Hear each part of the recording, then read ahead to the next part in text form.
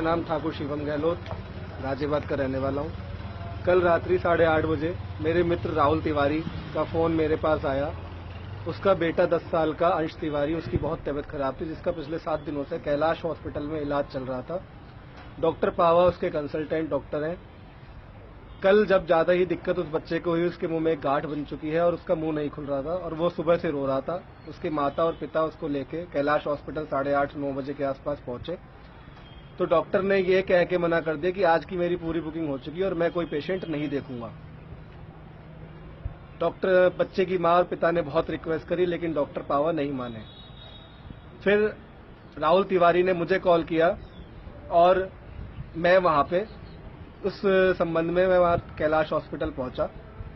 Kailash hospital पहुंचने के बाद मैंने डॉक्टर पावा से रिक्वेस्ट करी कि डॉक्टर साहब आप डॉक्टर हैं, पिताजी मेरे भी डॉक्टर थे, रात को 12-12, 2-2 बजे पेशेंट देखते थे बिना पैसे लिए।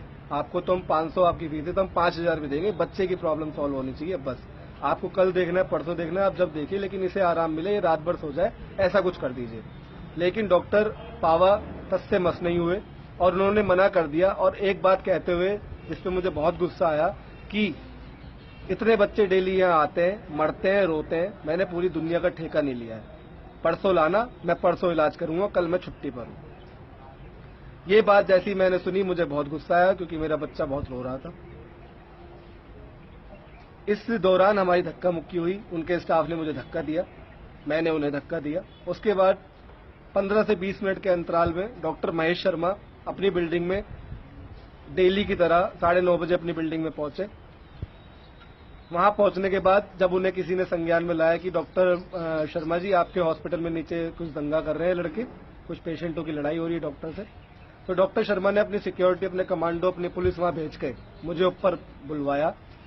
पूरी फैमिली के साथ हम लोग ऊपर गए, बच्चे के साथ। बच्चा जब भी लगातार रोए जा रहा था, लेकिन डॉक्टर साहब ने, जैसे ही मैं अंदर घुसा, डॉक्टर ने ना बच्चा देखा ना परिवार देखा, सिर्फ मुझ पे पहले 2 थप्पड़ मारे। और 2 थप्पड़ मारते जैसे ही मैं बोलने लगा कि डॉक्टर साहब मेरी तो सुन लीजिए, लेकिन उन्होंने मेरी एक बात ना सुनी। डॉक्टर साहब मैं आपके साथ जब से हूं, जब आप पहली बार बहुजन समाजवादी पार्टी के सामने 15,000 वोटों से हारे थे, मैं जब से आपका आईटी का काम देख रहा हूं, लेकिन आपने मेरी एक ना सुनी। इस चुनाव में भी मैंने 15 दिन आपके लिए, इस चुनाव के लिए मैंने 15 दिन चुनाव में अपना शोरूम बंद रखा, लेकिन इतना कुछ करने के बाद आप मुझे पीटे जा रहे हैं। प्लीज मेरी एक बात सुन लीजिए। लेकिन उन्होंने मेरी कोई बात नहीं सुनी और मुझे लगातार मारते रहे, कमरा बंद करके। जब मैंने अपना बचाव करने की कोशिश करी तो उनके कमांडोज ने मेरे हाथ पकड़ लिए और डॉक्टर महेश शर्मा मेरे को थप्पड़ पे थप्पड़ मारते रहे। उसके बाद डॉक्टर महेश शर्मा मुझे बेसमेंट में, मेरी कॉलर पकड़ के मुझे बेसमेंट में ले गए और पीटते पीटते मुझे डॉक्टर से बोला इसके पैर पकड़, इसके पैर में नाक रगड़ और इससे सॉरी बोल। मैंने बोला डॉक्टर साहब मैं सब कुछ करूंगा, लेकिन मेरी एक 5 मिनट में जो मेरे साथ हुआ है, जो भी वाक्य यहाँ पे हुआ है उसे सुन लीजिए। उसके बाद आप चाहे जो गोली मारना चाहे गोली मार देना, मैं हिलूंगा नहीं। डॉक्टर ने इस बात पे रिप्लाई करते हुए मुझे बोला कि सुन, मैं यहाँ का राजा हूँ, मैं यहाँ का मंत्री हूँ, मैं यहाँ का सांसद हूँ, मेरा नाम है डॉक्टर महेश शर्मा, और मैंने यहाँ जितने बदमाश पनपे हैं मैंने उन्हें बड़े चौराहे पे गोलियां लगवाई हैं, और तू अगर बदमाश बनने की कोशिश कर रहा हो तो मैं तेरा भी इलाज करवा देता हूँ।